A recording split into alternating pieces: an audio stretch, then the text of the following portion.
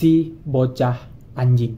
Enggak, bukan aku ngomong kasar, tapi memang itulah julukan dari Ginny Wiley, si bocah anjing.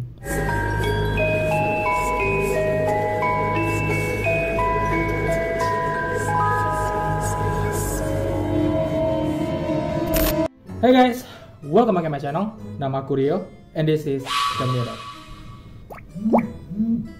Lupa. Nah, sekarang kayaknya udah masuk hawa-hawa 911 alert nih.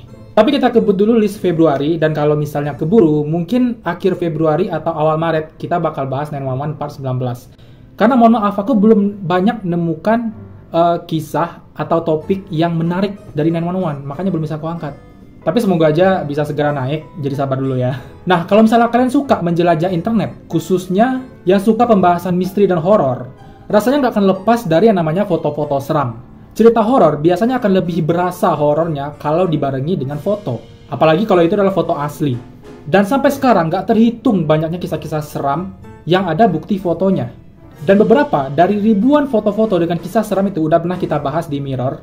Dan malam ini kita akan kembali melihat dan membahas beberapa foto-foto yang menyimpan kisah gelap di baliknya. So langsung aja, before video dari exercise, The Mirror Mode. Slow it.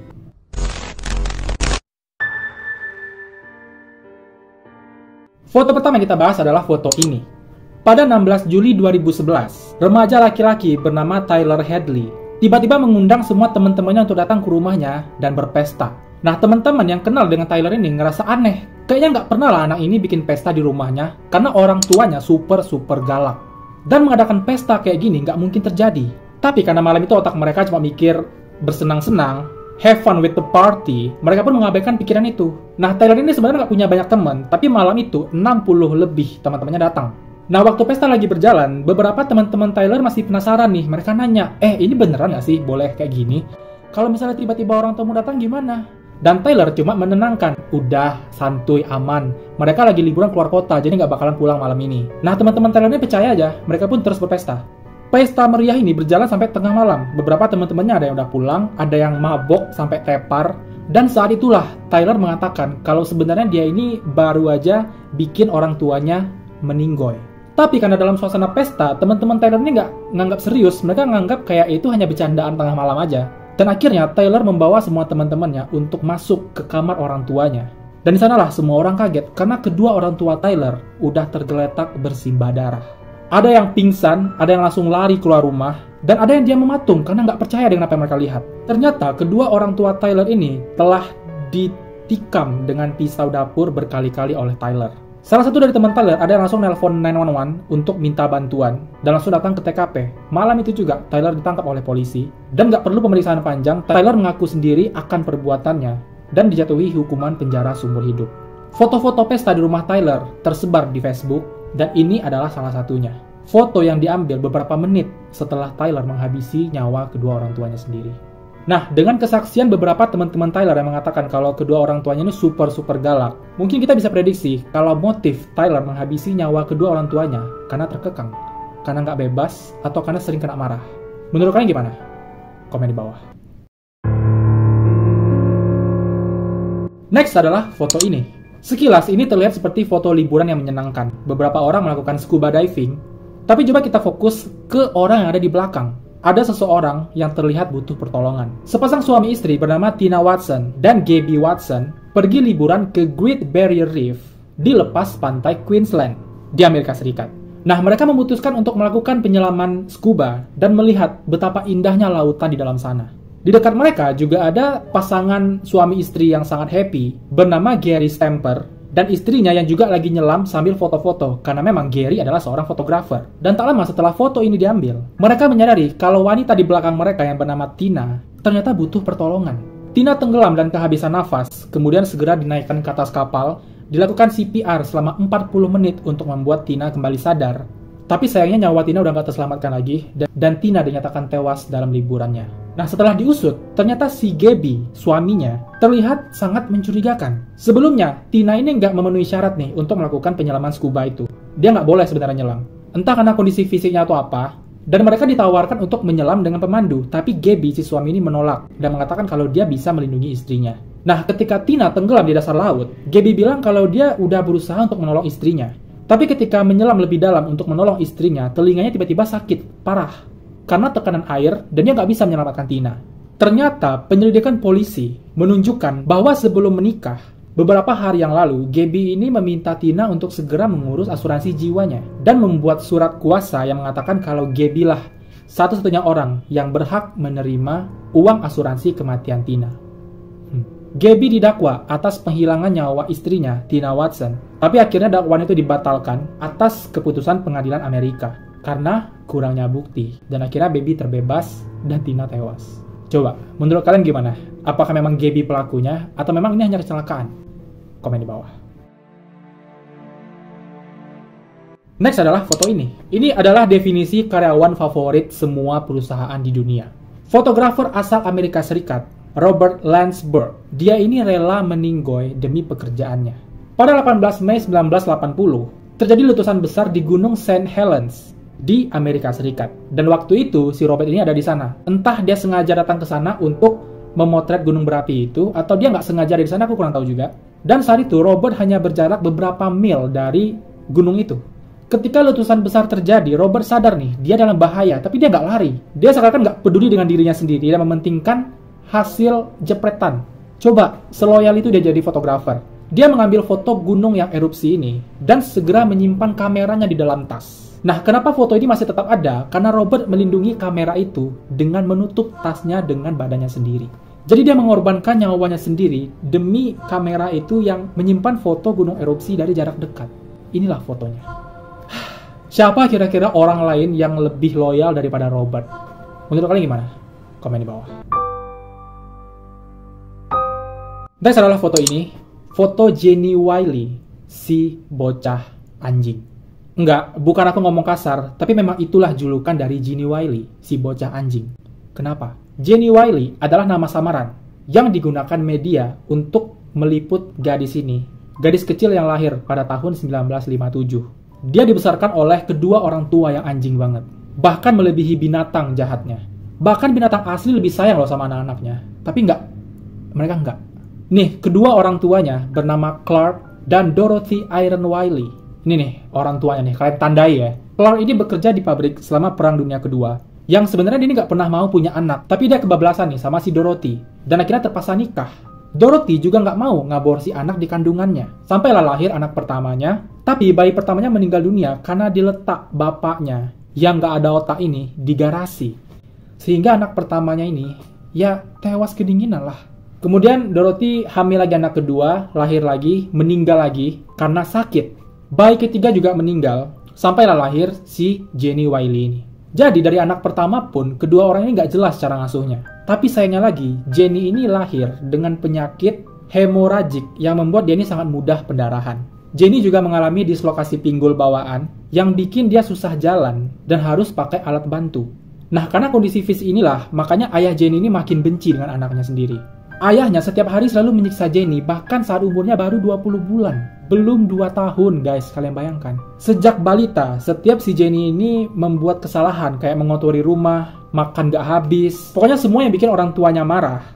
Maka si ayah akan mengikat Jenny di lehernya dan diletak di depan kamar mandi. Kamar mandi itulah kamar si Jenny. Sana dia tidur, di sana dia makan. Tali yang gak terlalu panjang, yang terikat di leher Jenny, bikin Jenny ini gak bisa kemana-mana. Makanannya nih diletak di ember. Jadi Jenny ini makan kayak binatang. Bener-bener diperlakukan kayak hewan peliharaan. Bahkan bapaknya yang gak ada otak ini ngomong sama Jenny itu bukan pakai bahasa manusia, guys. Dia tuh bener-bener menggonggong ke si Jenny.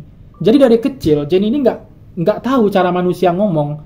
Dia cuma tahu cara menggonggong anak. Pokoknya Jenny ini bener-bener diperlakukan kayak wow. Nah, pada 1970, Clark ini pergi selama beberapa waktu ke rumah orang tuanya yang ada di luar kota. Nah, saat itu, ibu si Jenny ini bermaksud untuk mendaftarkan si Jenny ke fasilitas penyandang disabilitas yang ada di California. Nah, ibunya ini mengajak Jenny pergi ke sana. Jenny pun dibawalah ke fasilitas itu. Tapi ternyata di sana, ibunya si Dorothy ini salah masuk ruangan, guys. Dia salah masuk fasilitas, dan dia masuk ke kantor layanan sosial umum, di mana pada saat itu semua petugas dan orang-orang yang ada di sana terheran-heran melihat kondisi si Jenny. Si Jenny ini terlihat sangat berbeda dengan anak-anak pada umumnya. Dia udah berumur 13 tahun, tapi berat badannya cuma 26 kg. Dia juga nggak bisa berbicara pastinya, nggak bisa mengunyah dan menelan makanan. Dia nggak bisa sepenuhnya memfokuskan matanya maupun meregangkan anggota tubuhnya. Coba kalian bayangkanlah, sangat nggak normal kondisinya. Bahkan Jenny ini suka mengompol dan air liurnya itu terus keluar. Nah, karena curiga dengan kondisi Jenny, para petugas langsung menghubungi polisi untuk melakukan penyelidikan. Dan pada akhirnya, dengan semua bukti yang terlihat di rumah itu, kedua orang tua Jenny, Clark dan Dorothy, langsung ditangkap oleh polisi. Dan ketika tertangkap itu, sang ayah melakukan bunuh diri. Coba kalian bayangkan, gila, tragis banget kehidupan Jenny.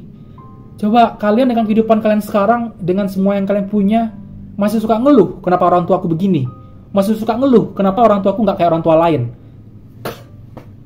Kalian lihat si Jenny, woi, diperlakukan kayak anjing.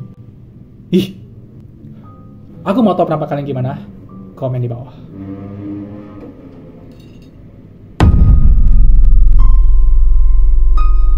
Next adalah foto ini. Kalau kalian kira ini adalah foto gadis remaja yang lagi main petak umpet terus dia ketahuan, enggak. Gadis ini bernama Regina K. Walters, seorang remaja berusia 14 tahun dari Pasadena, Texas, Amerika Serikat. Dia punya pacar bernama Ricky Martin. Itu artis. Dia punya pacar bernama Ricky Lee Jones. Suatu hari pada Februari 1990, Regina ini lagi nunggu si Ricky di pinggir jalan karena mereka mau pergi ngedate nih ceritanya. Tapi malahnya saat itu mereka bertemu dengan seorang pria bernama Robert Ben Rhodes, seorang psikopat berantai yang udah menghabisi nyawa manusia sebanyak 50 orang selama 15 tahun sejak tahun 1970-an. Tapi mereka nggak sadar nih dengan sosok Robert ini, mereka belum kenal. Dan sejak saat itu, mereka berdua nggak pernah terlihat lagi. Dan diketahui, ternyata Ricky ini telah tewas di tangan Robert, dan Regina menjadi sandra dari si Robert. Nah, Robert ini dikenal sebagai truck stop killer, di mana metode dia mencari mangsa itu, dia ini pura-pura menolong orang yang lagi kesusahan di pinggir jalan, misalnya kayak kendaraannya mogok, atau mereka lagi jalan kaki. Nah, datanglah si Robert ini pura-pura baik menawarkan tumpangan. Ketika orang ini naik ke dalam truknya, disitulah dia memangsa orang-orang ini. Robert sendiri menyebut metode kejamnya itu dengan sebutan traveling torture chamber, atau ruang rahasia penyiksaan keliling. Di mana truk kontainernya ini itu adalah kamar untuk dia menyiksa, melecehkan, memperkuskus korbannya, dan bermain-main dengan korbannya. Nah, Regina yang malang ini akhirnya disandra selama berminggu-minggu di dalam truk si Robert itu, dan di dalam truk itulah mental dan fisik Regina dihancurkan. Robert gila ini suka memotret korban-korbannya, seakan-akan dia sedang bermain. Dan dari beberapa foto yang ditemukan polisi, terlihat Regina ini punya rambut yang panjang sebelumnya, dan suka dipotong dengan bentuk yang berbeda-beda. Dan di tubuhnya banyak luka memar, luka sayatan, dan luka lebam karena dipukul. Di hari kehidupan terakhir Regina, Robert meminta Regina untuk menelpon ayahnya dari telepon umum, dan bilang kalau dia baik-baik aja. Yang pastinya ayahnya gak percaya, karena ini udah berminggu-minggu hilang, tiba-tiba nelpon bilang baik-baik aja. Kan aneh. Dan di hari terakhir itu, Regina dipaksa menggunakan gaun hitam dengan sepatu high heels. Kemudian rambutnya dipotong sangat pendek dan dia dibawa ke sebuah gubuk kayu. Dan foto inilah foto terakhir Regina yang diambil Robert karena beberapa saat setelah foto ini diambil, Regina tewas karena dicekik dengan kawat oleh Robert the Beaches. Robert tertangkap tanpa sengaja oleh polisi pada bulan April 1990 dan jasad Regina ditemukan pada bulan September, 5 bulan setelah Robert tertangkap. Jasad Regina ditemukan di gudang kayu daerah Illinois. Dan atas perbuatannya, Robert dijatuhi hukuman penjara seumur hidup dengan banyaknya barang bukti berupa foto dan truknya yang merupakan kamar penyiksaan itu, dan truknya yang menyimpan fakta yang sangat mengerikan untuk polisi. Jadi truk Robert ini kayak truk-truk di film horor gitu loh guys. Semuanya merah, bau busuk, banyak rantai di atapnya, dan banyak alat-alat penyiksaan lainnya yang tersimpan di dalam truknya. So, rest in peace Regina Walters. Semoga kamu beristirahat yang tenang di alam sana. Aku mau tahu pendapat kalian. Komen di bawah. Gambar selanjutnya adalah Mokomokai. Gambar ini menurut kalian apa? Hah? Topeng yang dipajang? Enggak cuy, itu kepala manusia asli. Jadi di Selandia Baru ada sebuah suku yang bernama suku Maori, di mana mereka ini punya tradisi untuk mengawetkan kepala manusia yang disebut dengan tradisi Mokomokai. Nah, ini ilmu baru nih, aku juga baru tahu. Jadi, sekarang ini, Mokomokai ini adalah sebuah artefak atau benda sejarah milik suku Maori. Nah, suku ini juga punya karya seni bernama Tamoko atau tato di wajah mereka yang merupakan lambang sosial yang tinggi di suku Maori. Nah, orang-orang yang punya Tamoko inilah yang nantinya ketika meninggal, kepalanya akan dan dijadikan artefak mokomoka ini. Nah, ini bagian agak serem nih. Prosesi pengawetan kepala ini, pertama kali mereka harus memenggal pastinya. Setelah itu otak dan 2 bola matanya harus dikeluarkan. Terus lubang-lubang yang ada di kepala itu akan ditutup dengan serat remi dan getah. Kemudian kepala ini akan direbus dan dikukus dalam oven tradisional, lalu diasapi di atas api yang menyala, kemudian menjemurnya di bawah terik matahari selama beberapa hari. Dan setelah dijemur, setelah warna gelap, kepala ini akan dilumuri oleh minyak hiu. Nah, kepala-kepala ini akan dirawat oleh anggota keluarga dan akan disimpan dalam sebuah kotak yang udah dihiasi dan hanya akan dikeluarkan ketika upacara-upacara suci. Tapi selain kepala milik keluarga, mokomoka ini juga ada dari kepala musuh, guys. Ketika musuh kalah perang, kepalanya akan diambil dan akan dijadikan simbol piala untuk suku yang menang. Jadi ketika kalian pergi ke rumah warga suku Maori dan kalian melihat ada kepala yang dipajang di sana, itu adalah piala kemenangan. Selain itu, kepala musuh ini juga digunakan sebagai pertukaran politik. Misal nih, mereka berebut tanah kekuasaan. Nah, barternya itu dengan kepala musuh inilah. Kamu kasih kepala, kamu dapat tanah. Pada tahun 1831, Gubernur New South Wales, yaitu Jenderal Sir Ralph, menetapkan pelarangan adanya perdagangan kepala manusia, yang walaupun aturan ini udah ditetapkan, tapi penjualan kepala mokomoka ini masih terus berjalan secara diam-diam. Coba, menurut kalian gimana? Aku nggak tahu sih sekarang di sana apakah masih ada penjualan kepala mokomoka ini. Dan kayaknya yang namanya suku pasti bertahan ya. Kemungkinan besar suku Maori ini masih ada nih di Selandia Baru. Mungkin kalian mau googling kalau mau tahu lebih banyak tentang sukunya. Next adalah foto yang nggak kalah serem dari kisah-kisah lainnya, yaitu foto ini. Foto ini adalah sebuah fenomena aneh yang pernah terjadi di muka bumi ini, yang pernah terjadi pada manusia. Foto ini adalah bukti dari fenomena SHC, atau Spontaneous Human Combustion, atau meledaknya tubuh manusia secara spontan, secara tiba-tiba. Dan kisah Mary Reeser ini yang paling terkenal dari fenomena ini. Jadi Mary Reeser ini adalah seorang nenek-nenek yang tinggal sendirian di apartemen di daerah St. Petersburg, Amerika Serikat. Dan pada 1 Juli 1951, Mary yang biasanya udah terlihat beraktivitas di pagi hari, tiba-tiba hari itu nggak kelihatan. Dia nggak keluar dari apartemennya. Nah, tetangga di sebelah apartemennya Mary mencium ada aroma gosong dari sebelah. Karena penasaran, tetangganya ini datanglah ke apartemen si Mary karena dia khawatir, ini ada apa-apa nih sama nenek satu ini. Karena dia nenek tua tinggal sendirian kan, kasihan. Tapi waktu tetangga megang gagang pintu apartemen Mary, dia kesakitan karena gagang itu panas, guys. Nah, ngerasa ada yang nggak beres, akhirnya si tetangga ini langsung nelfon 911 untuk minta bantuan polisi. Ketika polisi datang ke apartemen itu dan mendobrak pintu apartemen Mary, mereka semua kaget bukan main. Ruangan itu udah penuh dengan asap berbau busuk, dan mereka menemukan di pojok ruangan ada sofa. Sofa ini terbakar hangus, dan di dekatnya di lantainya itu tergeletaklah sepotong kaki sebelah kiri. Yang dipastikan itu adalah kaki milik Mary. Selain kaki, polisi juga menemukan tulang punggung yang masih utuh di sofa. Nah, awalnya polisi mengira ada kebakaran di dalam apartemen ini. Tapi setelah dianalisa dan diselidiki, ada yang aneh nih. Kalau memang ini kebakaran, harusnya sebagian besar rumah ada bekas terbakar kan, entah dinding yang hitam atau lantai yang hitam. Tapi ini enggak, benar-benar hanya sofa yang terbakar. Sofa bagian atas itu loh, bukan satu sofa ya, sofa bagian atas itu aja yang terbakar. Dan di potongan kaki Mary juga nggak ada luka bakar. Polisi juga menemukan tengkorak kepala Mary yang udah menyusut sebesar cangkir teh. Kalian bayangkan, tengkorak loh nih, tengkorak manusia menyusut sebesar cangkir teh. Nah, satu-satunya bagian rumah yang terlihat ada bekas terbakar itu cuma atap tepat di atas sofa, cuma itu tuh yang hitam. Tapi di sekelilingnya enggak, sekelilingnya ya aman-aman aja. Jadi TKP ini menunjukkan seakan-akan kebakaran ini hanya terjadi di atas sofa. Tengkorak yang menyusut disimpulkan bahwa Mary ini terbakar dengan suhu yang sangat tinggi. Dan kasus Mary ini banyak disebut sebagai fenomena SHC, Spontaneous Human Combustion, yaitu fenomena di mana tubuh manusia meledak dan terbakar dari dalam dengan suhu yang sangat tinggi dan dalam hitungan detik.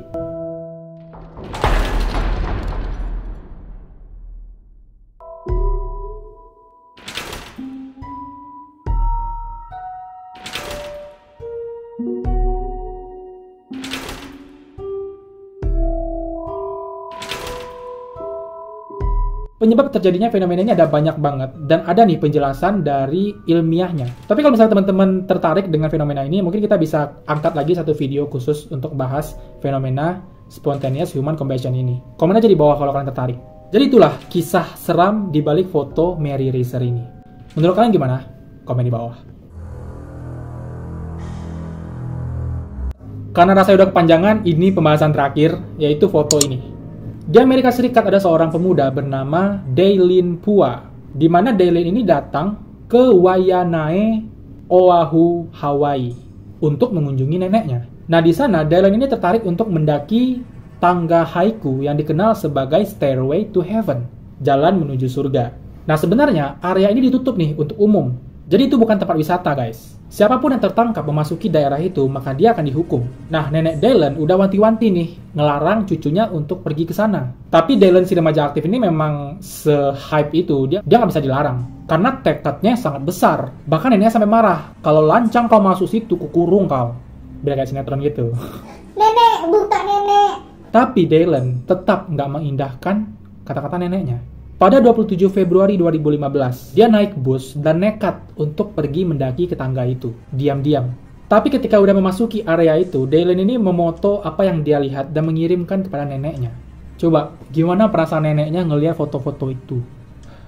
Udah dilarang, udah dibilang itu berbahaya, nggak menyimak juga anak satu ini.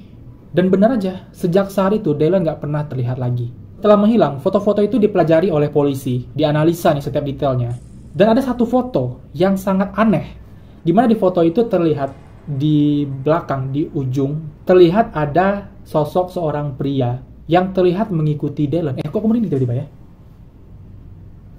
Aku merinding loh. Jadi terlihat seorang pria yang misterius mengenakan pakaian yang serba hitam. Kok aku merinding ya? Yang terlihat mengikuti Daylin dari belakang. Pihak keluarga meminta bantuan kepada publik dan siapa aja yang mengenali pria itu untuk datang ke kantor polisi membawa kesaksiannya. Tapi sampai hari ini, Daylin atau jasadnya tidak pernah ditemukan. Dan apa yang terjadi padanya serta identitas si pria misterius di foto itu sampai hari ini tetap jadi misteri. Coba, merinding gak tuh? Aku merinding, sumpah. Ngebayangin ada orang pakaian serba hitam mencurigakan ngikutin kamu yang lagi sendirian mendaki di tempat yang entah berantah. Ini pun juga Daylin. Kayak nggak ada tempat main lain loh selain di situ. Coba menurut kalian gimana guys? Komen di bawah. Oke guys, jadi itu beberapa kisah-kisah seram di balik foto-foto yang tersebar di internet. Dan semua ini adalah kejadian nyata guys. Mungkin sekilas kita lihat fotonya biasa aja kan, tapi setelah tahu kisah di baliknya, ini jadi foto yang sangat mengerikan. Kita nggak bisa pungkiri kalau foto atau video itu akan berguna sewaktu-waktu. Semacam bukti kuat kalau ada kejadian apa-apa. Ya walaupun sekarang Kang Edit bertebaran di internet, di mana-mana kita bisa ngelihat foto-foto atau video yang mengerikan untuk nakut-nakuti orang dan membuat cerita-cerita hoax. Tapi aku mau tahu pendapat kalian tentang pembahasan kita malam ini. Komen semuanya di kolom komentar. So guys, itu dulu video kita pada malam hari ini. Seperti biasa, klik like-nya kalau suka. Subscribe channel ini untuk berlangganan dan klik loncengnya untuk dapat notifikasi kalau ada video baru. Jangan lupa tinggalkan komentar, kritik dan saran untuk kemajuan channel ini. Dan jangan lupa share video ini ke teman-teman yang lain. Terima kasih sudah menonton dan sampai jumpa di video-video selanjutnya. Bye guys.